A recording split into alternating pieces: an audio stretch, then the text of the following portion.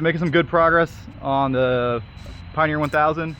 Did a 1/4 inch HDPE roof, and also used that same sheet of plastic to beef up the skid plates that are not HDPE and not 1/4 inch. So that's the trace of the skid plate. Now I got to figure out what features I actually want to keep. Probably not many of them. And it's going to be way stronger to protect my oil pan and stuff. Pretty cool. $170 with tax for this big sheet, and it's going to make full skid plates and a roof. Can't beat that. All right, so the skid plate came out really well. I'm ridiculously happy with it. So factory, it was this really thin, flimsy stuff. Now we've got 1/4 inch high density polyethylene, and no extra holes.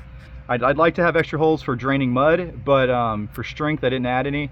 I might eventually add some on this side away from the engine, but you can see we cut holes for all the drains, so you can still get to all the drains and stuff.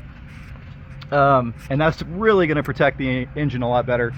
This piece is stock for now.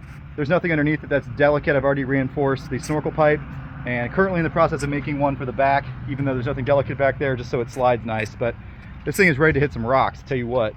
Obviously the tractor lift is in full swing with the winch deployed. Only way to work on these things. Also, this was not hard to do. If you have a skill saw or a table saw, you can make your own custom roof and skid plate for $100. Stop paying these companies to fuck you in the ass. Wait, are you?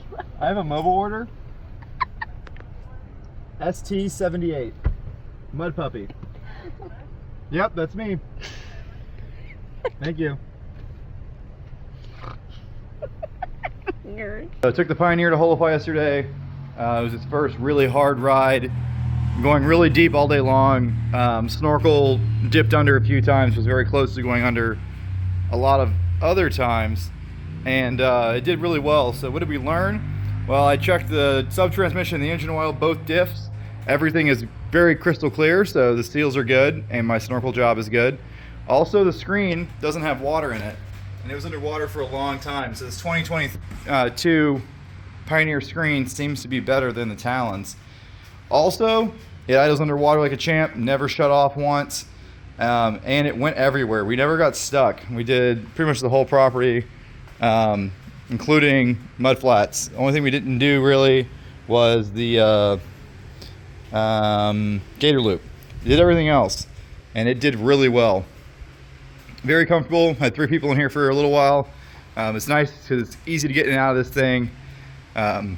Really like it. Suspension improvements are needed for high-speed hole-apart riding, but for low-speed, medium-speed stuff, suspension is very adequate. Super happy with it so far. No complaints whatsoever. It went everywhere on 27s.